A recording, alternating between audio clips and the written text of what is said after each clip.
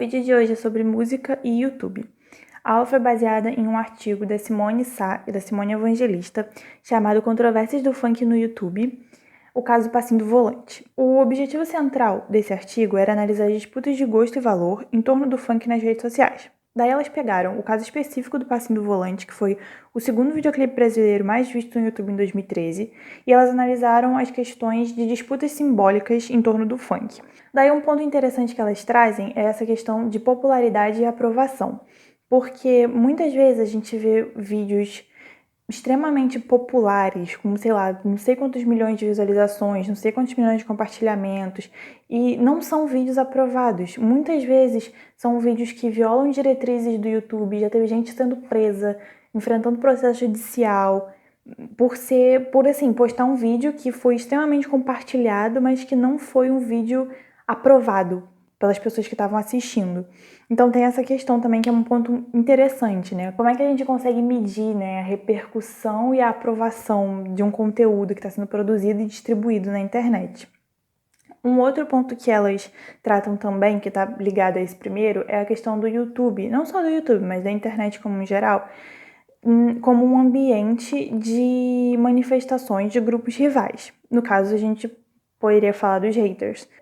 É assim, não dá pra evitar. Ia ser bom que a gente conseguisse evitar, mas não dá. Sempre que um conteúdo é postado, é compartilhado, é distribuído, vai ter um grupo de pessoas que vai olhar para aquilo e vai falar assim: não só não gostei, como não quero isso aqui e vou partir para cima e vou falar coisas horríveis sobre essa pessoa, sobre essas pessoas e sobre esse conteúdo. Sim, grande parte dos produtores de conteúdo tem que acabar lidando com esses tipos de manifestação. E na aula, a gente discutiu, voltando mais assim para uma pegada mais geral no YouTube da música, a gente discutiu algumas coisas que remetem. Quando a gente fala de YouTube, de música, a gente pensa muito em clipe, em lançamento, em shows, em trilha sonora. E trilha sonora é uma coisa muito interessante, porque na verdade a gente vê às vezes uns vídeos e aí tem uma musiquinha assim no fundo.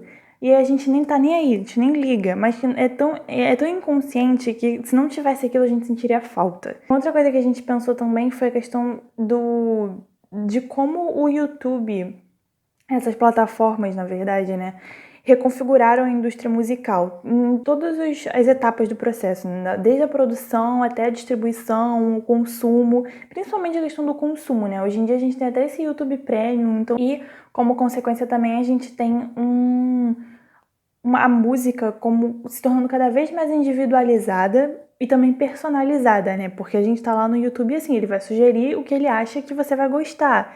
Então é uma coisa muito diferente de como era antigamente. Porque assim, tipo, eu lembro da época que eu ouvia CD. E assim, é uma experiência totalmente diferente. Pra gente nem tanto, porque a gente já nasceu meio que inserido nesse cenário todo. Mas assim, pra quem pega os nossos pais, a gente pergunta, tipo, cara, sabe, é outra história. E tem muita gente que tem um apego também, essa questão do CD, do vinil. Então, assim, essa questão da internet, das plataformas, realmente tornaram a experiência de ouvir música uma coisa extremamente diferenciada e bem particular, eu acho. Inclusive, a gente tem, por exemplo, a questão do álbum visual, que era uma coisa que a gente estava discutindo na aula também. E como que o YouTube contribuiu para a possibilidade de criar novas formas de difusão e propagação de música e de videoclipes e, enfim, todas essas questões de contar uma história, né, da narrativa e tudo mais. Então foi isso que a gente discutiu na aula e até o próximo vídeo. Beijos!